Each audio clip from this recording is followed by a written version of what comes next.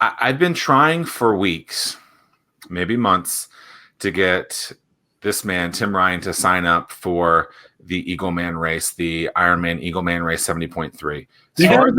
Anthony will tell you those guys tried getting me to do that back in business school 10 years ago. Okay, well, we're gonna keep doing this. Okay, so what is it gonna take to get him to sign up? Allegedly, he went to go buy a bike. Bikes in 2020 aren't gelling, so he couldn't get one. Like, there's all these things like butting his head, and I send him the link every once in a while. I'm like, come on, man. Like, when you did Eagle Man, which is 1.2 mile swim, 56-mile bike, and then a half marathon, all back to back, up in Cambridge, Maryland. Tell me about that experience, like your times and things like that. Let's try to paint the picture to get Tim to actually sign up live on air, so he can convince him to finally do it and goad him into it, if you will. Well, so I mean, in the end, Eagle Man I think was a really good experience because it shows there's a lot of just like with the marathons that Tim does, there's a lot of dedication and you have to have a lot of mental strength as well in order to get through one of those races. And marathon is the same way. But, it's funny because I had a couple of things like happen in Eagle Man. Like I got out to the swim. Like I was in the swim waiting for my wave to start. And somehow, I mean, my race was almost over in about 5 minutes because I got out to they had us all like in this area and I don't know if we could touch the ground or maybe we were just treading water, but somehow like I got pushed up to the front of the group. And then all of a sudden the gun starts and I'm like, oh, this isn't good. I'm not supposed to be here. So did they not do corrals at that point where they said you're going to be?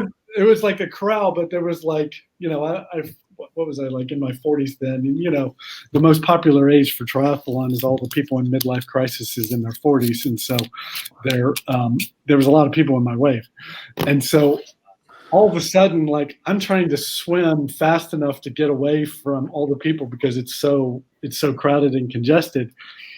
And I was going too fast for my own ability. And and so eventually I had to basically just pull off to the side and just chill out, calm myself down. And I basically was in the water, calming myself down, going, you've trained too long and too hard. You're not ending here. So, and then then after that, it became just a nice casual swim, and then started to pick up some speed after that. But it was kind of like, all right, calm down. And then the rest of the swim went great, and the bike went fine. It was long, but it was good. I will tell you the part that Tim would excel at, I think, is the run, because he's a runner, but I mean, since that's at the end, I mean, it takes a lot of energy. And I think that Eagle Man run, I don't know if you had the same experience, Zach, but it's hot as blazes on that run. And there's no tree coverage at all. So yeah, it was cold that day and it rained. So, and I was still slow then. Well, I'm still slow now, but like, that first race for me was very difficult. I am significantly faster. So when I did it before, it took me about 7 hours and 40 minutes. Okay. This year, when I did my own version of the race, same distances, I did a 5:40. So I had a 2-hour PR. So that's like, yeah. So like, I took fitness a little bit more serious this time. I followed a plan and like was like, let's get in there. And so, that's awesome. Thanks. I think Tim doesn't want to do it because he knows I'm going to beat him in something finally, and he's like, eh. Oh, there it is. See what he tried to do right there? Yeah, goading him into it. What was your time, Anthony?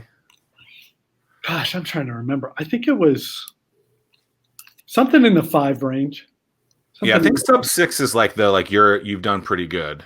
Yeah. And I think sub 5 is like you're really good. And so that's my goal next year is to get sub 5. And so to get there, I think it's gonna be running. And so I remember the run they had at the turnaround point, They were supposed to be popsicles, and I felt robbed because by the time I got out there were no popsicles. So they had snow cones at mine, and I was like, well, I haven't ever had a snow cone in training. The last thing I need is to drink or is to have this snow cone. But right.